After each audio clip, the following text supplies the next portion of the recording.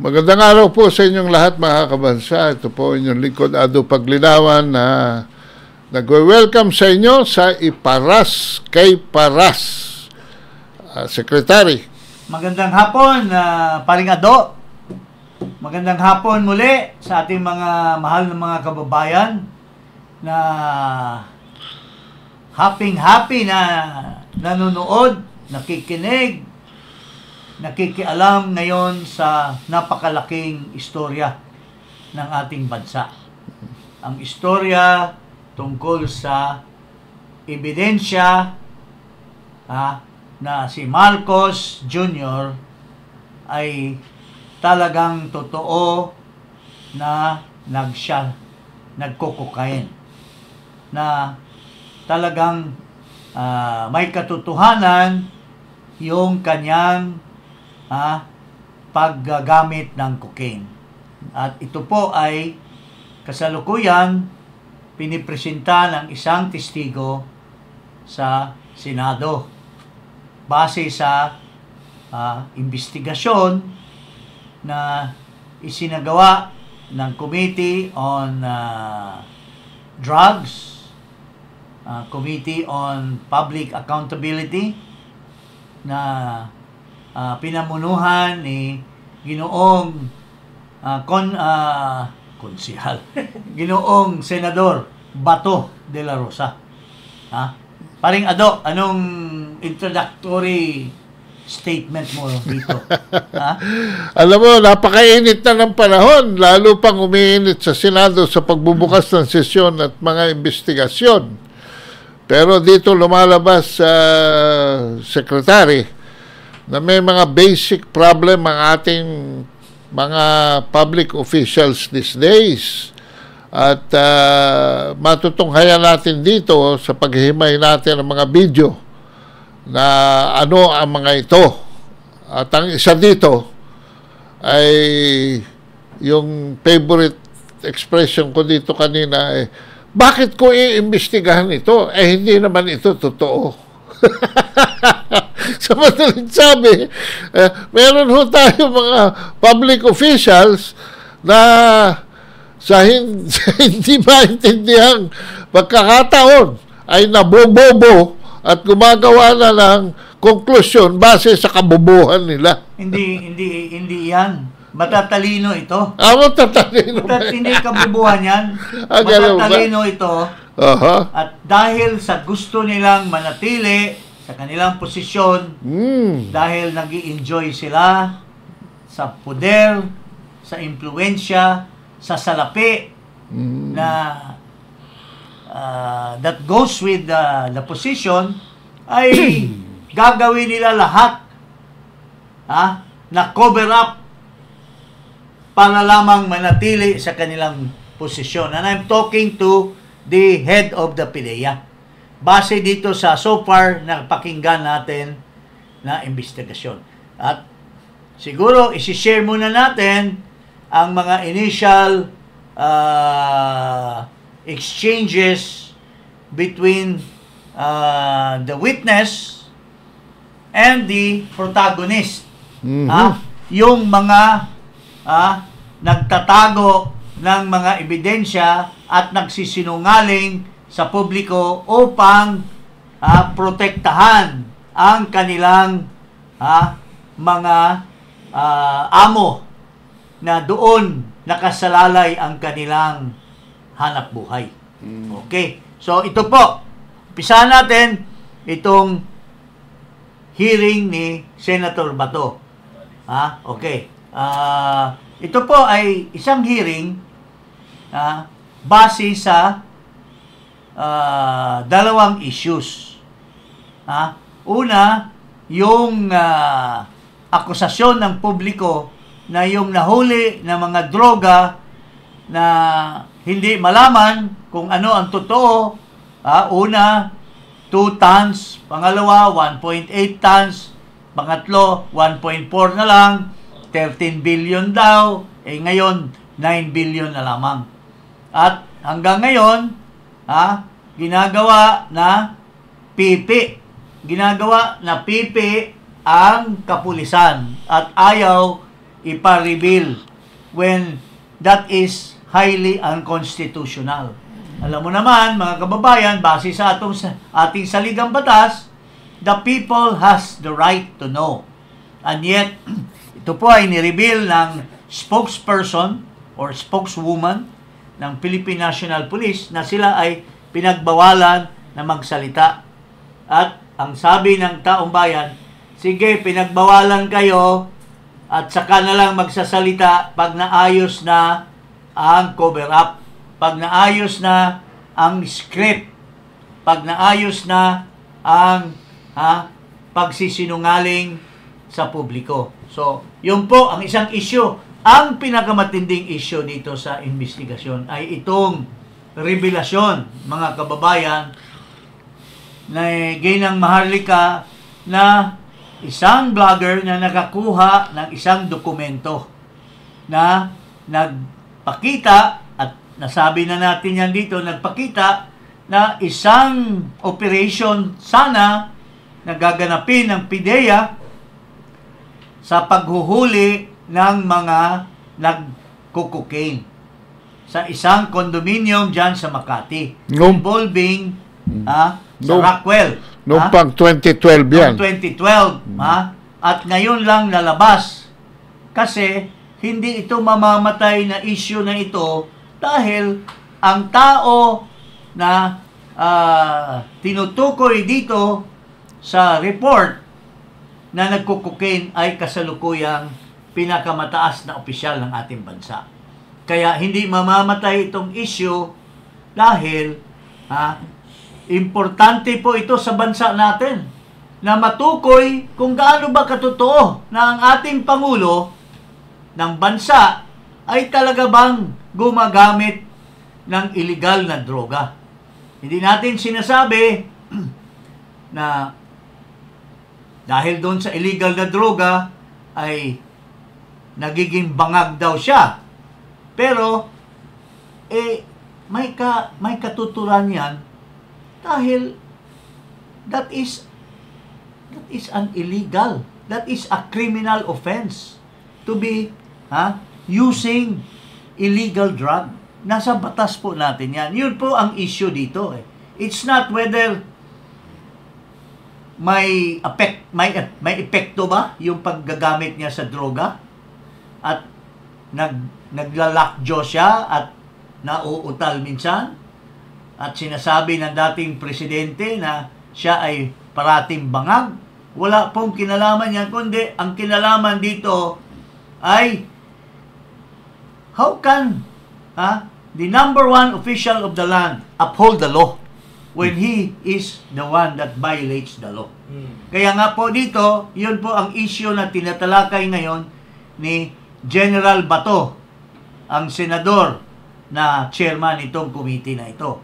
At dahil dito, umabot na ngayon itong issue dahil itong testigo na head ng operation na manghuhuli sana noong nagagamit ng cocaine ay nag-request sa Senado na maari ba na magsalita siya, imbestigahan ang katotohanan nitong mga dokumento. Ito po, papakita natin ang hearing tungkol dito sa papeles na nagsasabi na si Marcos at saka si Soriano at iba pa ay napatunayan na gumagamit ng cocaine. Ito po. Mr. Jonathan Morales, yes, Your Honor. Yung lahat ng sinabi kayo na ni General Moro Lasso na mga records mo, totoo yun? Your Honor, yung sinasabi niya na nag-apply ako sa PIDEA na drop ako, I complied dun sa recruitment committee during no interview sa PIDEA and i-present ko naman po. Siguro yung pinakikita niya, ito po yung mga naunang documents na hiningi sa akin na itong anong masasabi mo rito. Nag-comply naman po ako doon sa recruitment committee noon bago ako na-appoint sa PIDEA. And doon po doon sa sinasabi niya mga Sandali, cases. anong compliance mo doon? Bali, Nagsubmit po ako doon sa doon ng PDS at naka-state po ron na ako po ay na-drop sa PNP during nung aking recruitment. during your recruitment. Opo. Kaya nga po ako binigyan ng appointment kasi hindi naman po pwede na ako kasi ang appointment ko sa PIDEA is re-entry. Re-entry doon sa government. Kasi hindi naman po ko mo na drop from roles ka, wala ka ng bar ka na doon sa pagpasok sa any government agency. Drop pa lang po yun, hindi po yung Kaya nung time na yon, nung tinanggap po ako sa PIDEA at binerify naman po ito ng PIDEA, yun po yun, kasi nag-comply po ako doon sa recruitment process Mga preliminary po ito. Kasi po, inaakusa ni Lasso, itong Director General ng PIDEA, na itong si Jonathan Morales ay dismissed na dati from the service. Pero ini-explain niya na sa entry pa lang niya yon at nag-re-entry siya at after so much scrutiny from PIDEA, nakapag-submit siya, comply siya ng requirements at siya ay napasok sa PIDEA bilang agent. O, yun po. Yung ba issue na iniimbestigahan? Hindi ko nga malaman bakit ang dami-daming mga satsat when in fact ang issue nito ay tungkol sa katotohanan noong paggamit ni Marcos ng droga. Ito po, doon tayo sa portion na tinatanong na siya kung gaano ba katotoo, authentic ba yung dokumento na nagpapakita na sila ay mag-a-attempt na sana na i-raid yung apartment or condominium na kung saan naggamit ng droga si Maricel Soriano, si Marcos Jr. at yung iba pang mga kasama nila. So, tinatanong siya ni Bato, authentic ba yung na yan? At dito po, sinasabi niya na authentic po ito. Ako mismo ang team leader. At yung papeles na pinakita ni Maharlika ay kinonfirm niya na totoo po yon. Ito po. Sa halip na bigyang pansin yung mga records o yung mga classified documents na naandun po sa tanggapan ng IIS, bakit sinisira nila ang pagkatao ko? Bakit hindi nila pansinin yung nilalamang classified information na isinapubliko? Ako po, nagtataka po ako, kaya po ako lumabas. Gawa ng nananahimik po ako Nadamay po ako dito sa dokumentong pinresinta ng isang vlogger na si Maharlika. Nananahimik po ako Ang ko po dyan, ang tingin ko, nagkaroon po ng awayan sa loob ng PIDEA. Doon po ako nagtataka, ba't ako nadamay dito? Di ba? Hindi ho kaya nag-umpisa ito doon sa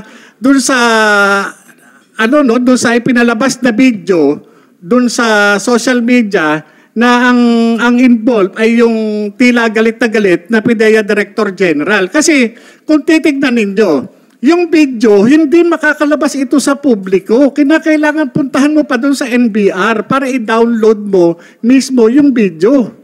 Bakit yung video nakalabas na dapat nasa pag-iingat ng Counterintelligence Office ng PIDEA? Hindi ho ba? Hindi kaya itong mga lumalabas na dokumentong ito ang dahilan ay para lamang hiyain yung PIDEA Director General? Ako nagtatanong lang po, wala ho akong masamang tinapay kay Director General Lasso. Malaki po ang respeto ko sa mga opisyalis ng gobyerno. Pero sa aking bakit lumabas ito?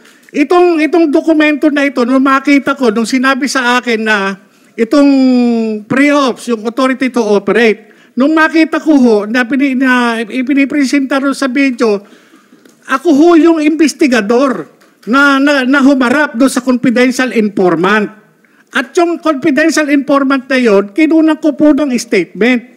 Bakit ko po siya kinuna ng statement? Kasi po, yung kanyang mga ipinakikitang litrato, masyado pong mabigat yung mga involved. Sinong mga involved doon? Ang involved po doon, yung nakita ko mga litrato, no? Merong artista, may politician, may mga civilian. Ngayon po, tinanong ko po siya, sino ito? During nung kinukunan ko po siya ng kasi ayoko pong sa akin magbula yung pag-identify. Gusto ko sa kanya magbula yung identification. At yung mga nandun litrato, 5 litrato po yun sa pagkakatanda ko, iba't ibang klase, iba't ibang okasyon, iba't ibang pagkakataon.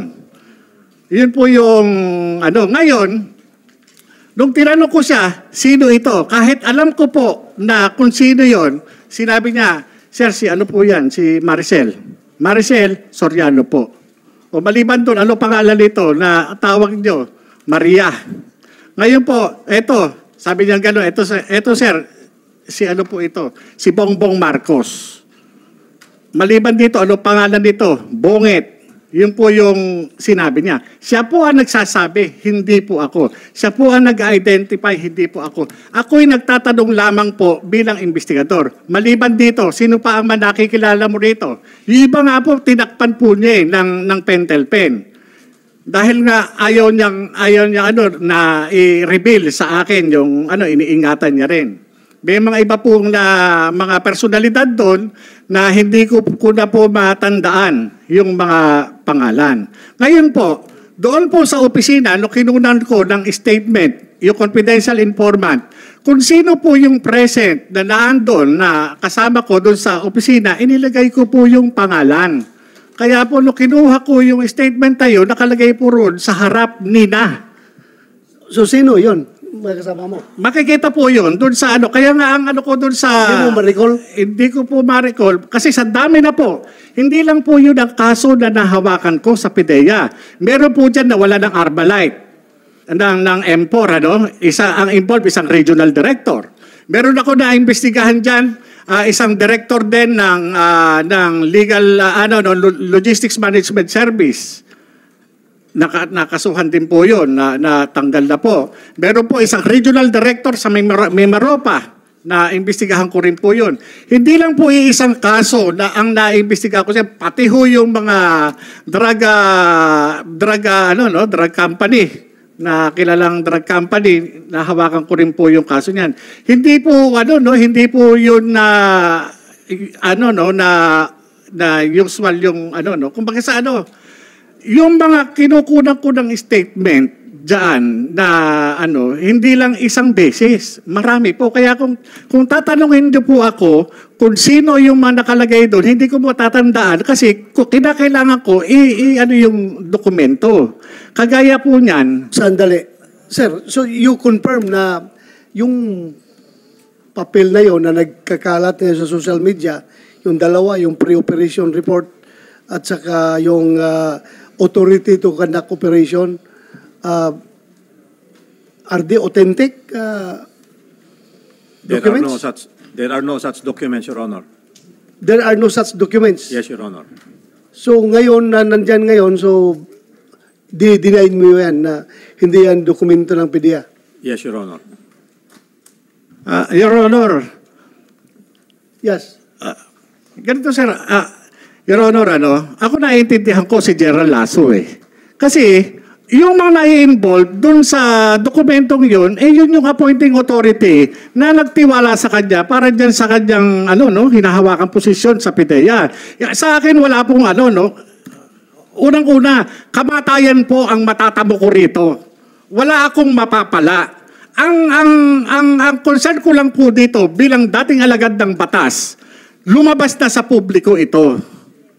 Sampal po ito sa mga tulad nating alagad ng batas. Ano ang gagawin natin? Magtatanga-tangahan na po ba tayo, Your Honor? Dito sa mga information na nalathala doon sa publiko.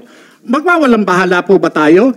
Ang tanong ko papaano yung mandatong pinagkaloob ng Comprehensive Dangerous Drugs Act, lalo na dito sa butihing Director General ng PIDEA, ano ang gagawin natin? Kagaya niyan, may nilabas na naman si Maharlika. yung sinasabing 2 minutes lang yung kinandak na drug test result. Wala ho bang authority ang PIDEA na mag-issue ng subpoena duces tecum and ad testificandum against doon sa doktor at doon sa medical technologies, ganun din doon sa drug testing facility. Sana pinagpapaliwanag, hindi dapat siguro it's unfair din to accuse General Lasso dahil he was not the director at the time. Sino bang director ng time na yun? No, sir, Your Honor, hindi po natin, lilinawin ko, hindi ko ina-accuse si General Lasso. Ang inaano ko lang po is yung mandato. Po pwede naman po siyang mag-utusin, mag-conduct ng confidential investigation, magpatawag ng investigation sa PIDEA, katulad ng ginagawa sa mga ordinaryong tao. Kung meron tayong mga suspected na drug offenders, hindi ba nagkakandak tayo na confidential investigation o investigation? Hindi po ba? Bakit hindi natin ipatupad ng tama, ng equal itong batas? Kaya nga kaya po ako talaga nagsikap ako na makarating dito at sumulat sa inyo upang magkaroon tayo ng sapat na batas. Kasi kung titignan ninyo, itong problema natin na minumulto ang ating Pangulo, hindi po sana darating dito sa sitwasyon na makakaladkad ang pangalan ng Pangulong Marcos kung ginagawa lamang ng PIDEA yung kanyang mandato. Kung ito nagpatawag kagad ng investigasyon, halika, ano yung sinasabi mo? Halika, dito tayo, umupo tayo, titipahin ko yan. Ano yung sinasabi mo? Ilabas mo yung ebidensya mo. Sana ganun Okay. Tinatanong ni Senator Bato kung gaano ba makatotohanan yung dokumento. How authentic is it? Itong bastos, hindi man siya tinatanong at tinatawag, itong Lasso, biglang sumabat. Hindi naman siya tinanong at biglang nag-volunteer na, anong sinabi? Hindi raw totoo. Hindi raw totoo. Napakasip-sip mo naman, Lasso, sa tatay mo. Sa tatay Marcos Jr. mo. Na Sa tatay ba o sa nanay? Well, sa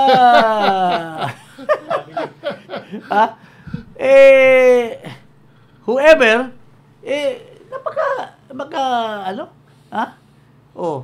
Pero dito napatunayan sa tanong ni Bato na talagang may katotohanan at may katuturan dahil in-explain ng mabuti ni Morales na siya ay nag-imbestiga, mayroong informer, at ang informer mismo may dalang mga pictures, iba-ibang instances na nagpakita na doon sa picture, nakuna ng retrato ng yumuyup-yup ng cocaine si Marcos at si Maricel Di Umano, sa isang condominium o sa ibang lugar for that matter. At ito, wala siyang intensyon na ibulgar ito, pero dahil na ibulgar na at natatakot siya sa kanyang buhay at gusto niyang patunayan at ipupruba kasi it involves the highest official of the land na mapresenta niya in a proper forum tulad ng Senado or ang Kongreso. At then maimbestigahan ng maayos. Maimbestigahan ng maayos. Because there is an information, there is an existence of an information that has to be verified. And he specified, for instance, yung 2-minute drug test.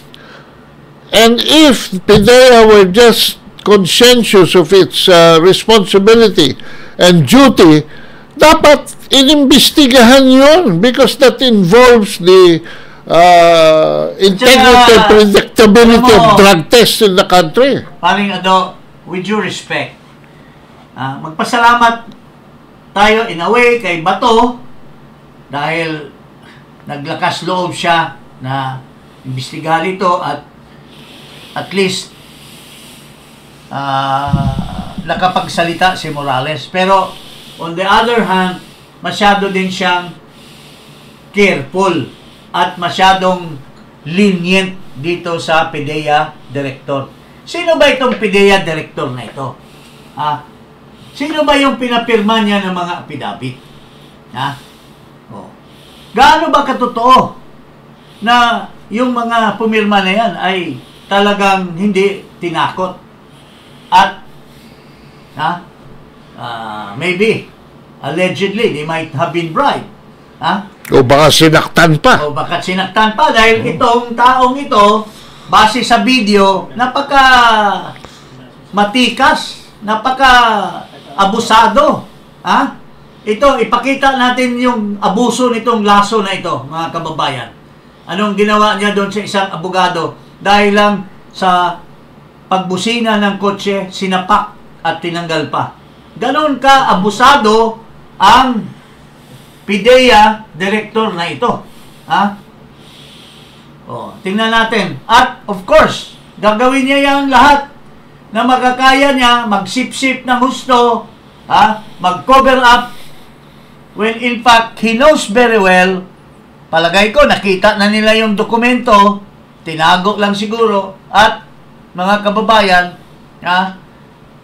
para lang papagtakpan ang kanyang appointing authority. Okay. Ito, pakita natin kung gaano ka abusado itong Lasso na ito. At tingin ko, pati yung mga testigo na pinakalap niya, pinakuha niya ng, pina-execute ng affidavit, they may also be subjected to what he is capable of doing as in this picture or video. Ito, pakita natin. Lumabas uli o lalabas uli yan si Virgilio Lazo. Yang hayop na yan, well, ayan, nagsiga-sigaan, okay? Ayan, pinuntahan uli nila si Delgado. Anong sabi dyan? Approaches the vehicle. Ayan, pinuntahan na nga nila. Ayan na. Abangan ninyo kung paano gagawin niya kay Attorney Delgado.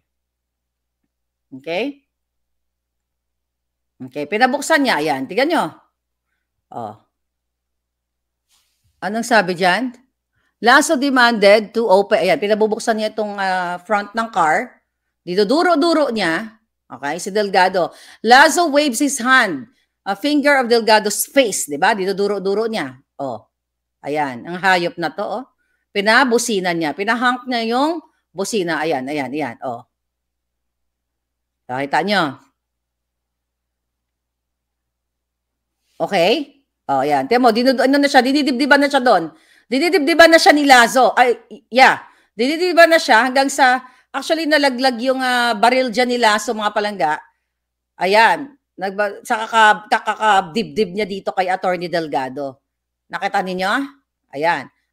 Inan niya sa mukha. Dito duro-duro niya. Okay? Hindi malayo na yung mga pina-execute ng affidavit ay tinakot din. Dahil abusado itong Lasso na ito Dapat nga, ito isa sa mga subject matter ng imbestigahan din ni Bato. Masyadong malambot si Bato dito sa Lasso na sobrang matikas at mag-abusar sa mga empleyado.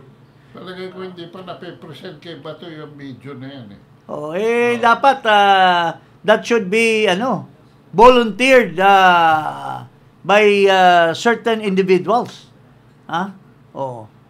Kasi kung patutupad lang ni Lasso yung due process, na may nagreklamo, imbestigahan, then come up with a finding, hindi na aabot sa ganitong ka-level ng iskandalo ito para sa kay Marcos Magkakaroon na ng resolution. Hindi.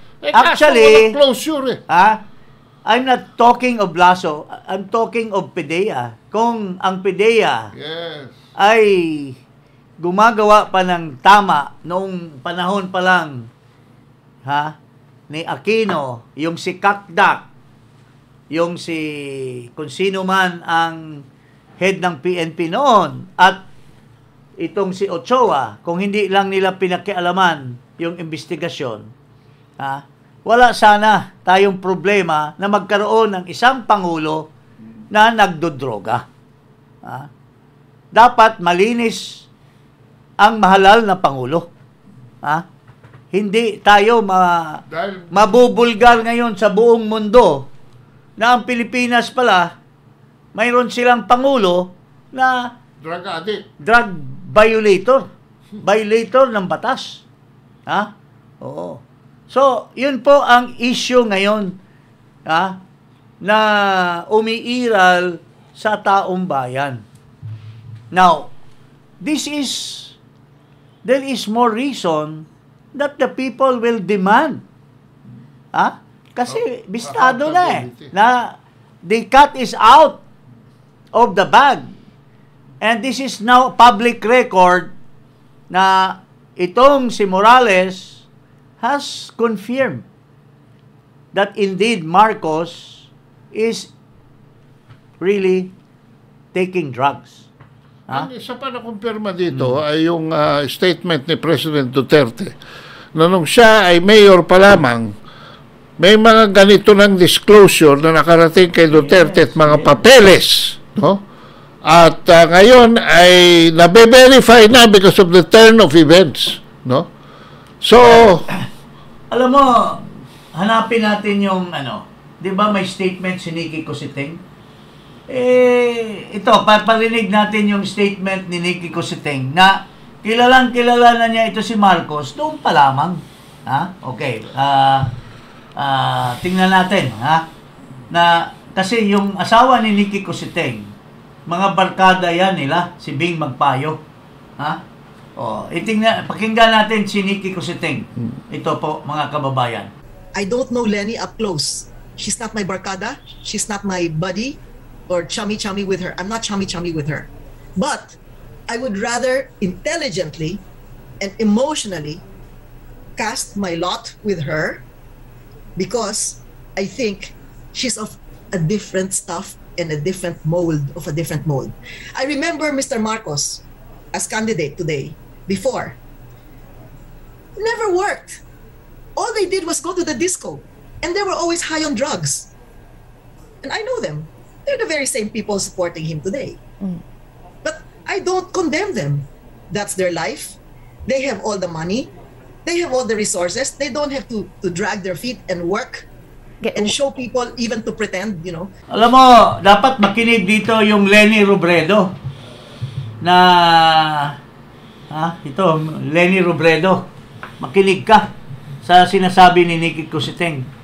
She was willing to cast her lot on you because she never wanted a president who is lazy and always on the disco and high on drugs. Pero sa balita ngayon, Miss Lenny Robredo, mukhang gusto mong makipag-chami-chami kay Marcos? gusto mo maghuntahan? Ano ba? Gusto mong i-blend yung yellow, yellow, pink, and red. Ano bang klaseng, concoction na yan? Gusto mo makisinghot?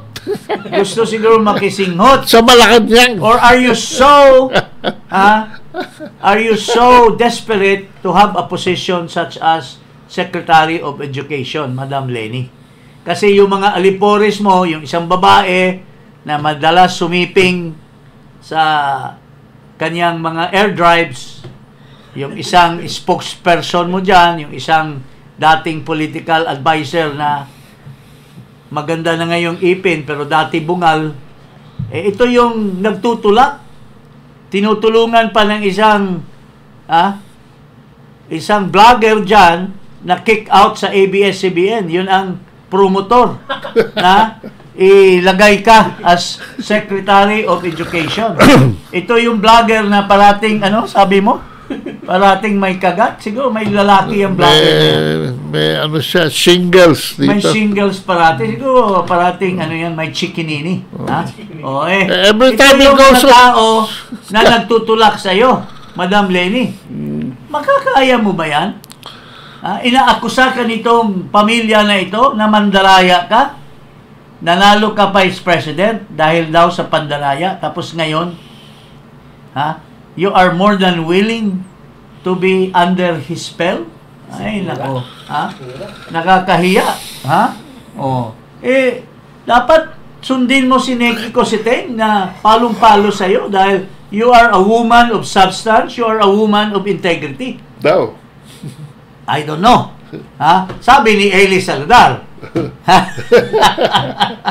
Pero anyway, whatever it is, mga kababayan, balik tayo dito sa ipakita natin uli si Ginang Maharlika kasi kanina of all people, biglang umalma si Bato kay Maharlika dahil daw inaakusa siya of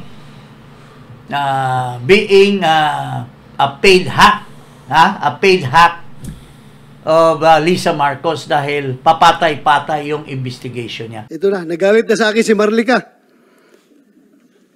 Senator Ronald Bato de la Rosa, si Marcos bangag ang subject, hindi ako at si Morales. My God, magtatanong na ba ako na nabayaran ka ni Lisa? How irresponsible media personality. We are trying our best here to come up with the truth and nothing but the truth. Wala tayong pinapanigan. Ngayon, pati ako, tinitira na ni Maharlika. Maharlika, punta ka dito para pakinggan ka namin. Hindi yung gagamitin mo yung power of the media para siraan ako. Well, with due respect po, my good friend, Bato. Sir, mahirap kasi po kung mamamangka po tayo sa dalawang ilog eh. Klarong-klaro yung ilog na malalim, mabilis po ang takbo ng barko. Or, ano ba yan? Sakayan. Dito, shallow water. Mahina yan, shallow water. Sir, doon po dapat tayo sa malalim na ilog kasi nandyan po ang katotohanan. Kasi I'm worried for Bato here yung mga initial remarks sa social media. Is really doubting his credibility and capability to extract the truth out of this issue. At yung mga statement na para siya lang pinipraise mo si Lasso, parang inaano mo, bini-baby mo si Lasso, it's uncalled for. You should be harsh with him because you are a learned person. Alam natin na Mr. Bato, alam natin na you are well aware of the issues. Sinasabi ni Lasso, yung sinasabi na dokumento ay made daw ng artificial intelligence. Doon pa lamang, should have already been careful with Lasso because he had been lying all along about niloload niya yung discussion with niloload niya ng disinformation yung issue. Kalokohan yan. Sir, ako, palong-palo ako sa iyo. Dahil nga kay President Duterte, mahal na mahal natin si Duterte, maski aso noon or kalabaw or kambing, basta kandidato niya, nananalo pagka senador So, may buhok o wala. May buhok o wala. So, I'm worried that if you are distancing yourself from the president, kanina nga, nung sinasabi ni ilalaglag ka ng tao.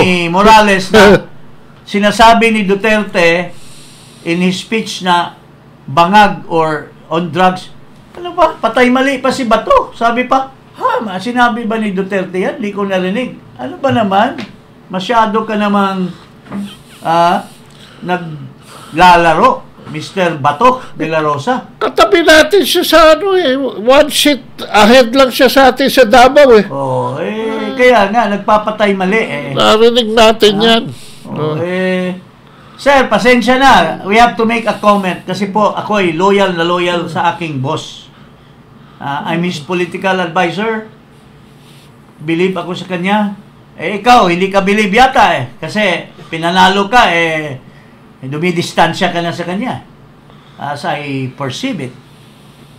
And mind you, the DDS are watching all along of your movements, of your body language. Ito pong hearing na ito, hindi po ito kailangang mamamangka sa dalawang ilog. Sir, Bato. Kailangan po maninindigan tayo sa katotohanan.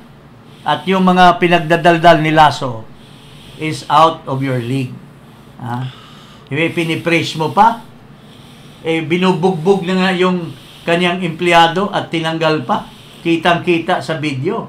Mayroon bang disente na in the middle of the road, mambubugbog ka dahil lang bumusina yung pobre na empleyado? Ano ba yan? Masyadong high and mighty? Yun po ang nangyayari ngayon. So, I hope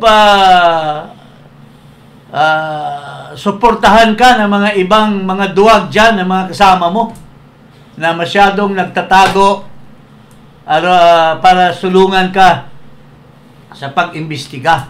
Hindi ko alam nasaan yung mga Tolentino, yung nananalo din dahil kay Duterte, kasi nung dilawan yung Tolentino na yan, napahiya yan dahil nagdala ng mga babae doon sa stage. Kaya he was condemned by the Liberal Party and condemned by the Filipino people. Ngayon, nag-friendly kay Duterte. After Duterte won, pa-friendly. At alam mo naman, sa kabaitan ni President Duterte, kinuha na political advisor. Tapos, nag-ambisyon na palang maging senador. Pero, anong ginagawa? Tumutulong ba kay Duterte itong mga blank na ito? Hindi. Tumutulong ba sa iyo, Mr. Bato, yung partner mo si Tolentino, na mag-imbestiga nitong mahalaga na event or issue? Wala. Yung iba pang nakinabang dyan kay Duterte, mayroon ba? Nagpakita ba? To be interested, to follow up what Duterte has been saying, that there's a president who is doing drugs? Wala. Kita nyo? Inabandon nyo na ang ating Pangulong dati na who made you what you are today. My goodness, mga kababayan. Paring Ado, ano masasabi mo? Well, maaga pa, nagkakalaglaga na hindi sila tumitimbre sa bayan. Pero baka hindi tayo umabot sa 2025. Bakit ba to? Ikaw ba nagsisigurado na magkaka-eleksyon sa 2025 sa takbo ng mga pangyayari laban dito sa Pangulong ito? I see a very fast na pagbulusok na kanyang trust. Itong revelation ni Mr. Morales, grabe ito, will have a big blow to Marcos trust rating. No matter what trolls or money that they will have to spend, mahirang masangga itong revelation na ito. With due respect. Dito, Secretary. Well, if there is really no harm, there is really no truth to all this, sir, sabi nga ng karamihan at ni Vic Rodriguez, who was the one who distributed the result of your drug test, 2-minute drug test, ay hindi siya witness doon sa drug test.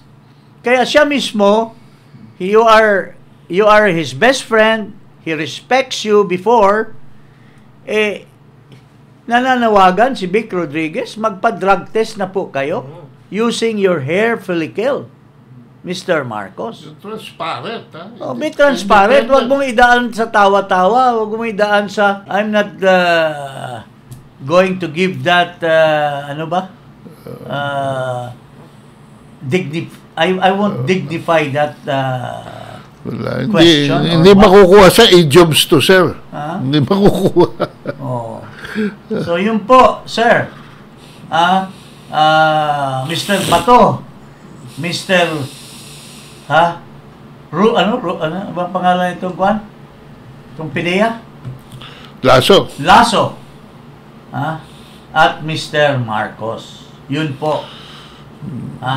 Ang panawagan ng Pilipino, ang panawagan ng ordinary citizen. Ang lakas kasi ng probity ng dokumento dahil yung mismong nakapirma doon is testifying na ginawa ko yan Ito nga ayan, no? Dapat nga ipatawag ni Bato yung Maricel.